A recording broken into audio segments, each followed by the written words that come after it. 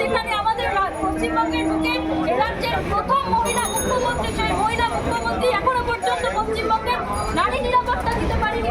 আমরা চাইছি এই নারী নিরাপত্তার কথা নিয়ে আপনাদের কাছে এসেছি। আমরা বলতে চাইছি যে উত্তর চব্বিশ পরগনা জেলা কমিটির পক্ষ থেকে পানিহাটির বুকের সোদপুর ট্রাফিক কোর্ট তিলোত্তমার মতন ঘটনাকে স্মরণ করে যাতে তিলোত্তমার মতন এরকম নৃশংস ন্যাক্কারজনক ঘটনা আমাদের মধ্য থেকে মুছে না যায়। আমরা চাইছি আপনারা যদি আমাদের কাছে একটু সহমত হন, আপনারা এখানে এসে সই আপনাদের করে যাবেন।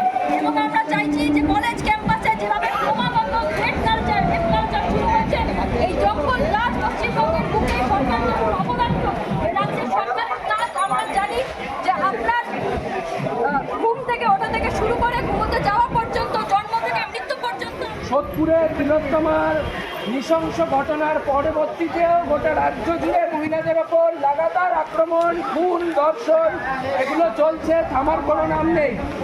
আসলে রাজ্য প্রশাসন যদি ধর্ষণের ঘটনা ধামাচাপা দেওয়ার চেষ্টা করে, অপরাধীদের আড়াল করে, তাহলে মহিলাদের ওপর আক্রমণ সীমাহীন অবস্থায় যেরকমভাবে চলছে সেরকমভাবেই চলবে। তাই খুন ধর্ষণের ঘটনার সাথে জড়িত মূল অপরাধীদের সেটিং করে আড়াল করা চলবে না। এই অপরাধীদের দৃষ্টান্তমূলক শাস্তি দিতে হবে। সেই দাবিতে স্বাক্ষর সংগ্রহ অভিযান চলছে এসএফআই উত্তর চব্বিশ পরগনা জেলা কমিটির ডাকে। তিলোত্তমার খুনিদের দৃষ্টান্তমূলক শাস্তির দাবি এবং সোদপুর ট্রাফিক মোড়কে তিলোত্তমা মোড় হিসেবে স্বীকৃতি দিতে হবে। খুন এবং ধর্ষণের ঘটনা ধামাচাপা দেওয়া চলবে না। কলেজ বিশ্ববিদ্যালয়ে গণতান্ত্রিক পরিবেশ ফিরিয়ে আনতে হবে। ছাত্র সংসদ নির্বাচন চালু করতে হবে। এই দাবিতে রেপ কালচার এবং থ্রেট কালচার নির্মূল করার দাবিতে এই স্বাক্ষর সংগ্রহ অভিযান।